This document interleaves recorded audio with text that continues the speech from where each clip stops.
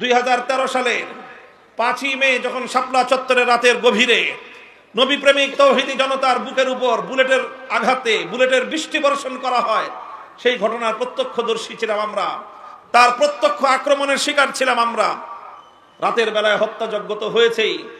এরপরে সকালে যখন এইরকম মানুষগুলো গুলিবিদ্ধ হয়ে ক্ষতবিক্ষত হয়ে রক্তাক্ত হয়ে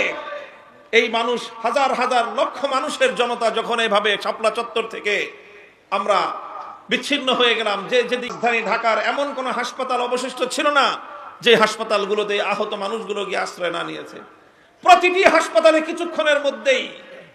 দুর্বৃত্ত, সেই সময়কার ক্ষমতাসীন দলের দুর্বৃত্তরা প্রতিটি হাসপাতালে গিয়ে রেড দিয়েছে এবং কোথাও কোনো হাসপাতালে শাপলা চত্বরের আহত সেই নবী প্রেমিক জনতা চিকিৎসা গ্রহণ করবার সুযোগ পর্যন্ত পায় নাই।